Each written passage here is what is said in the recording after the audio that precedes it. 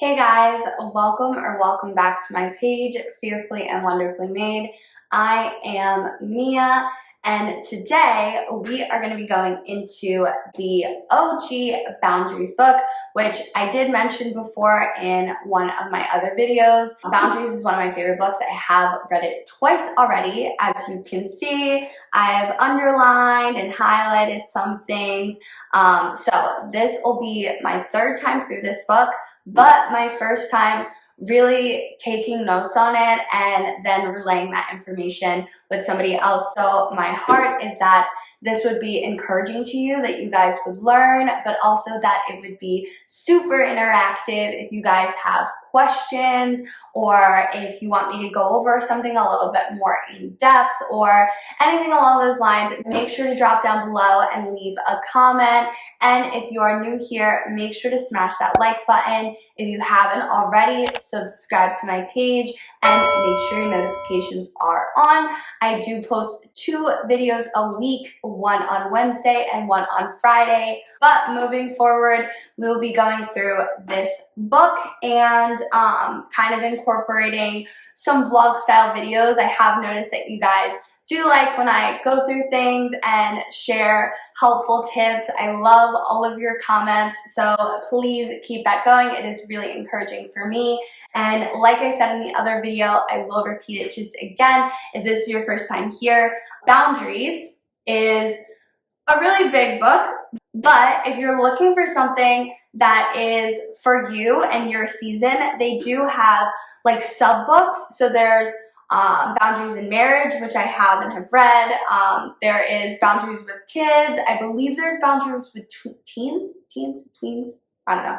Don't quote me on that. But I know there is one that's Boundaries in Dating. So with all of that being said, let's hop into it.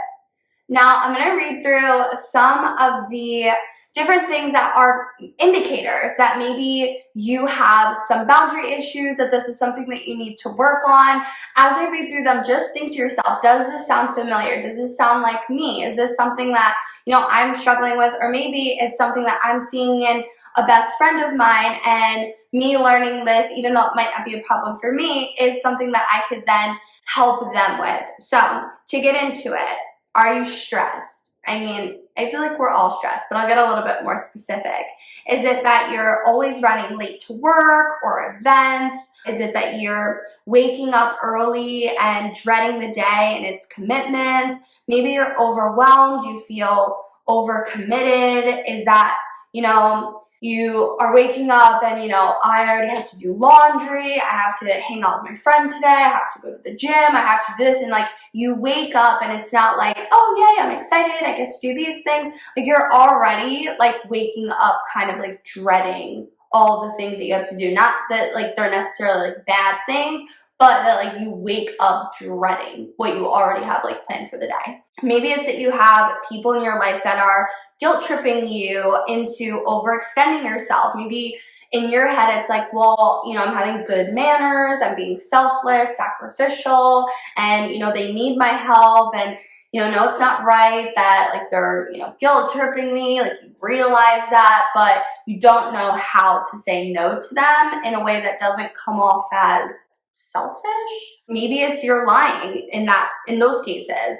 You are then saying things yeah, no problem, I don't have anything going on, sure I can come, sure I can do this, but you're stressed out because somebody invites you over, but you want to go to the gym and work on your fitness, and then you're yeah, sure, I don't have anything going on, which isn't necessarily true, but you don't want to make them feel bad. Or maybe it's that they want your help on something and you want it to relax because you've been stressed out and working through things, and you're yeah, no problem, even though you're really upset about it because you kind of want it to relax. There's no shame in that, but does that sound familiar to you? Moving on from that, maybe it's that, like I said, you're putting off your health and exercise, always trying to be there for other people who sometimes aren't even necessarily there for you.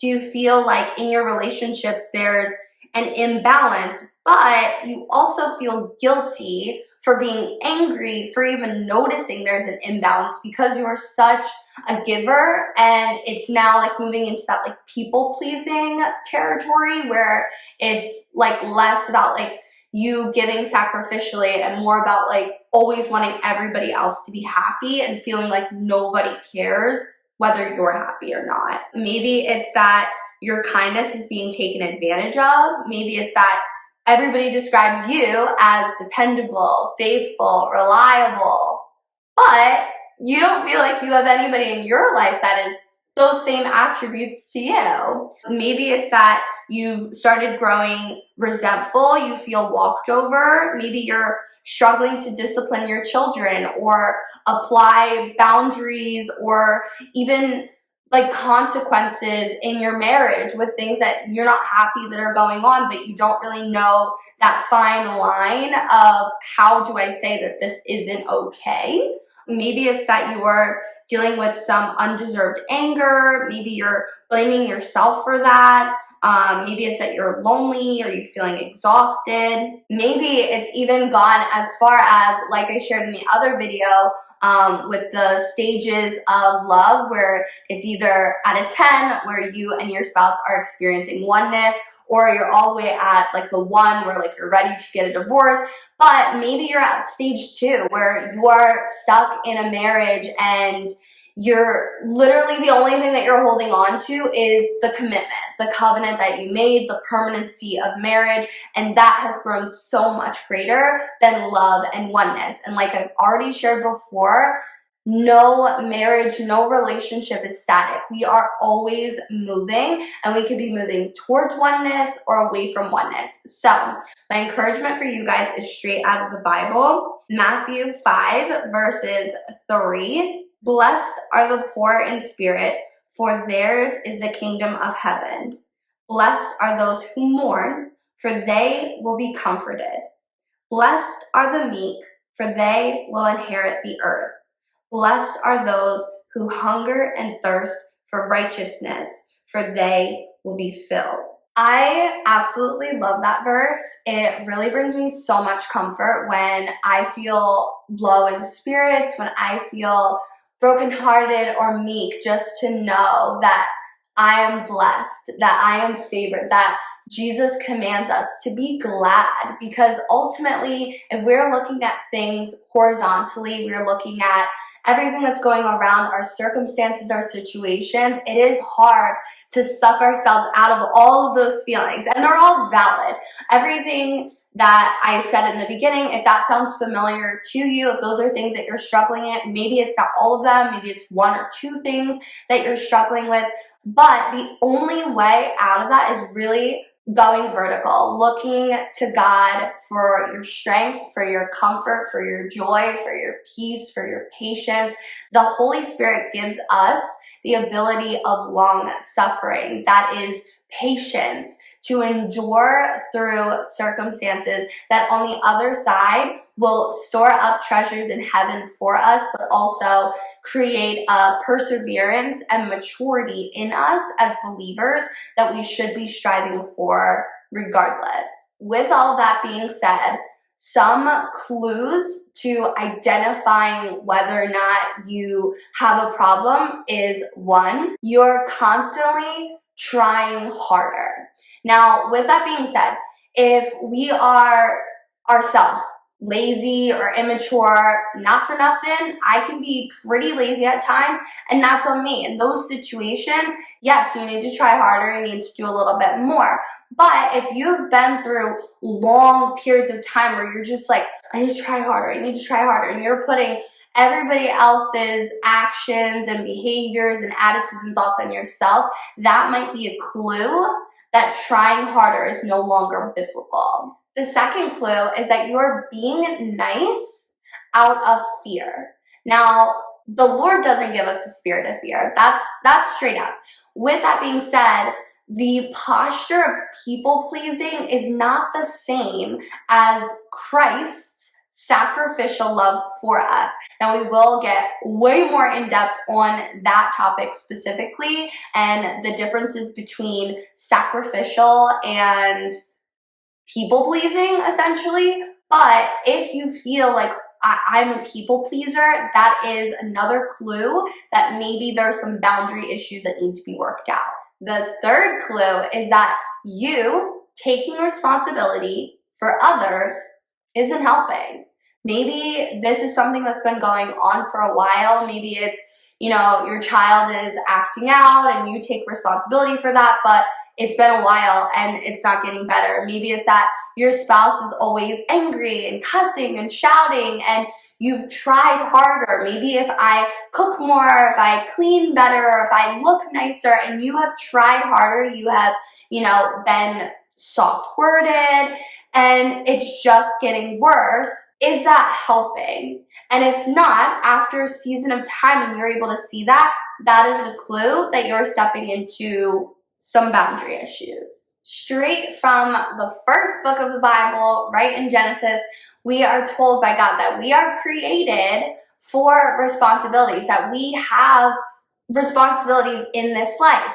One of those responsibilities, however, is to know wisely, to gain wisdom, and to know which responsibilities are our responsibilities and which responsibilities are not our responsibilities. Often we will pick up things that like God never intended for us. Maybe it's, our mother's chronic loneliness. Maybe it's our friends having constant drama and issues. Maybe it's, like I said, maybe it's that your husband is yelling or cussing or, not being very nice to you. Maybe it's that you have children that are, acting out and misbehaving, and maybe it's that your coworkers or your boss is super irresponsible and you're taking all of that on you, and that's not what God intended for us. If there is any confusion with responsibility or ownership, that is the biggest indicator that you have a boundary issue.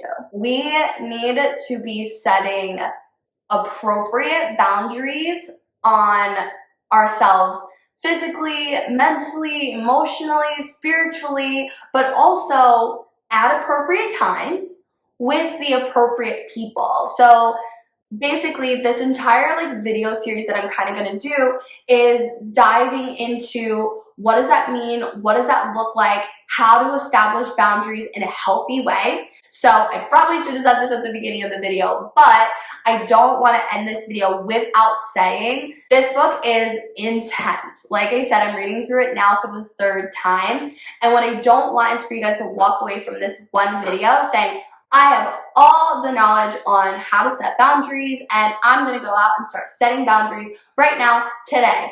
That's not necessarily a bad thing. However, you need to have the wisdom and discernment to know what is the appropriate time to set a boundary and who are appropriate people to set boundaries with. Not all boundaries are going to be the same for every single person. Boundaries are fluid in a way. With that being said, we will get a lot more in depth on how to set boundaries, what boundaries looks like, God's purpose and intentions and examples of boundaries, and how to set some boundaries applicably in real life. Most of my examples will probably be marriage and family examples just because that's my season of life. But like I said, as far as resourcing parents or people that are dating and things like that, there is a subsection or subsection. What does that even mean? I don't even know how you say it. Trilogy. It's not a trilogy because there's like more than 3. I don't know what you would call it, but there are other boundary books that are based off of, maybe you call it a spin-off. That's what you call TV shows. We'll call them spin-offs. There are spin-offs of the boundary book for people that are in different seasons that maybe I couldn't really advise you on, but this book in a whole is encompassing of how to set boundaries and just the fundamentals of what that means. So I would encourage you to read this one first and to listen through this video series of me going through this book just as a foundation, and then to get more specific into your life and your situation and how to set those boundaries. So my challenge for you guys is start taking notice of some of the things that we went over in this video.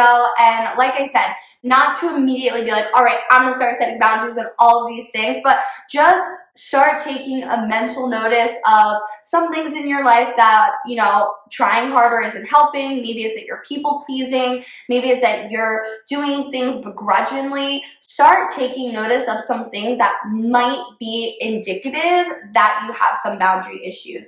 But before we go, I do want to just read really quickly from the last page of this chapter. This is page 27. So this says, many sincere, dedicated believers struggle with tremendous confusion about when it's biblically appropriate to set limits. When confronted with their lack of boundaries, they raise good questions. Can I set limits and still be a loving person? What are legitimate boundaries? What if someone is upset or hurt by my boundaries? How do I answer someone who wants my time, love, energy, or money? Why do I feel guilty or afraid when I consider setting boundaries? How do boundaries relate to mutual submission within marriage? Aren't boundaries selfish? Now, I want to read the answer to that before we go.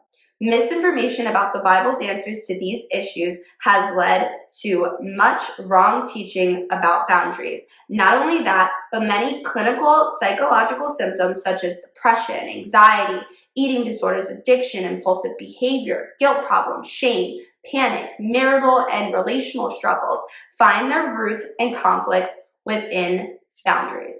So, my goal and intention of this video series is to talk about the biblical principles of setting boundaries, what that looks like, and to just help and equip you guys. I do want my page to incorporate vlogs and marriage and reading and things like that, but I also am very passionate this year about maintaining our mental health, our physical health, our spiritual health, and our emotional health. So, with all that being said, before you guys go, make sure to smash that like button. If you haven't already, subscribe to my page and make sure your notifications are on so you know as soon as the next video is up. But until then, be blessed, and I'll see you guys next time.